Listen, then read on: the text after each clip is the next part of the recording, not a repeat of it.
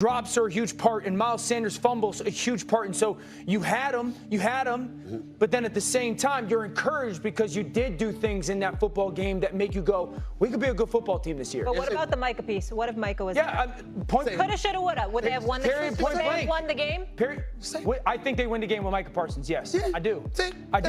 Because I don't think he runs the way he did. Waiting to happen, Listen, Jordan Mailata said it himself. Listen, I love being on the air with these brothers, but you know, as RC has elevated, because you know he pivots well.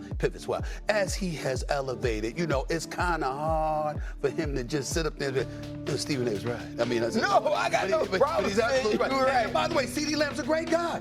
Great guy. You understand? And a great receiver. Dude. And a great receiver who, by the way, is going to make up for this.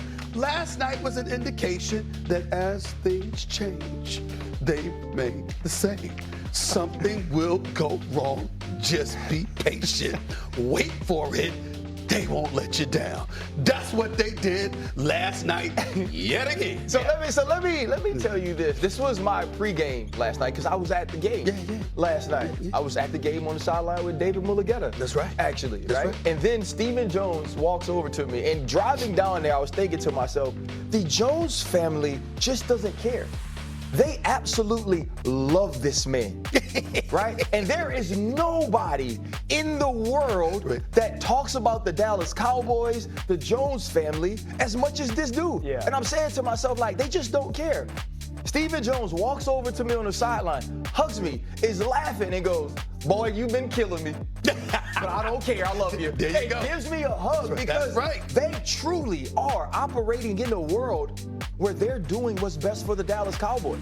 Right. The Jones family, even in looking at last night's game and seeing that Jalen Hurts, the runs he made, he wasn't making somebody miss in the backfield. He had actually surveyed the entire field. Yeah. He had realized that no one was open. That's right. He still had no pressure. He just had to run because he had been back there for 6 seconds. Right. That is where Micah Parsons comes in. Matt Eberflus actually did a good job as the coordinator because you know what normally happens when A.J. Brown can't get a target until late in the fourth quarter? When Devontae Smith only has 3 catches, you have sacks and you have turnovers and you make plays. But a lot of times, for the last 4 years, those plays came from number 11. Yeah. That's right. It was a glaring difference in winning one-on-ones and making plays. So Lane Johnson told me this in the training camp. He said, you know what? I don't worry about Jerry Jones. I worry about Micah Parsons. And in this case, Jerry Jones took away that worry for them. Yeah. So in other words, Stephen A was right. But you weren't, because you said Dak was going to throw 2 picks. And You did. You did. I did say it. Did the Eagles not drop 3 interceptions? Did they not drop 3 interceptions? But I have a question. Go ahead. Do you not do this? Oh, I have the tape, guys. I watched it. I have the film. I got the film. It's going to be close. But Dak Prescott don't turn it over 2 times. You got me. But I still asked you a question, Pivot Man. I said, did the Eagles not drop 3 interceptions? The Eagles dropped. Did they not drop? Oh, come on. Quinyon Mitchell dropped 1. Come on. They had 3 making things right up. there in their They hand. did not have 3. It was 1. Quinyon Mitchell on the sideline. You gonna agree with that? I don't think C3 dropped interceptions. They weren't 3. It was 1. I think there's a couple bang plays, but that's part of the game. You talking about? I think. Ceedee Lamb drops the ball. That's part of the game. Come on. The ball bounces off Ceedee Lamb's chest. Yeah, that's not Dak Prescott's fault. There's a drop touchdown or 2 as well. Ferguson drops a touchdown, and Blankenship hits him. That's not a Dak Prescott's fault. Let me encapsulate the Micah thing, though. They know I defer to them. They ganging up on me, but they know it's at least now you know. You had now you know it's like Michael Martin. Yeah. I'll encapsulate it this way. The the Dallas Cowboys had 14 pressures last night. They had 1 sack. You are converting at a significantly higher rate those pressures with Micah Parsons. Yes. Okay, tell me this. As a Cowboys fan, how am I feeling this morning? And as an Eagles fan, how am I feeling this morning? What are our biggest takeaways? I think if you're a Cowboys fan, you're very encouraged. Okay. Schottenheimer looked like he had the team ready. Yeah. You were operational, very good. The end of the first half, the 2-minute drive, we've seen that team fail in that way in multiple capacities. Internal part of your offensive line played very good. Caveat, no Jalen Carter. So I'm not ignoring that. Dak Prescott looked fantastic. I thought he looked better last night than he did all of last season. And I thought the run defense was actually solid. So I think you're very encouraged. I think if you're the Eagles and their fans, you're going, we played our C game and we won. Our quarterback played a essentially perfect football game.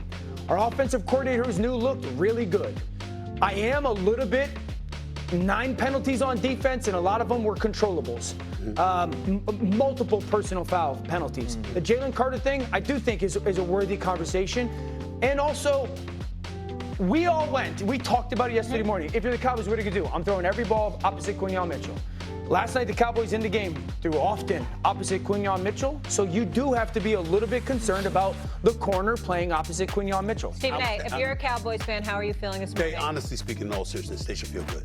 Dak Prescott looked pretty damn good last night. He really, really did better than he did all last year. You're absolutely right. Okay, I know Devontae Williams fumbled the ball, but he was running the football relatively effectively, averaging about 4 yards. Miles Sanders. Miles Sanders, I apologize. So you have that going on, right? Then not only that, I got to take into consideration, Ceedee Lamb was balling. You know what I'm saying? He was balling, okay? George Pickens being on the opposite side is a formidable threat. They did neutralize the run. Hell, Saquon Barkley only 60-yard rushing. I got to give credit where credit is due in that regard. And I love the feature on Brian Schottenheimer because Marty Schottenheimer was a damn good coach. Yes, he was. Okay, and to see Brian Schottenheimer, that moment meant a lot to him, and I really, really love the feature that they did on him with that. So I give, the coach had him ready. So I got to give credit to Brian Schottenheimer. The flip side is, if I'm the Philadelphia Eagles, here's my concern. I don't like the fact that if you're A.J. Brown and you're Devontae Smith, you wasn't open most of the night.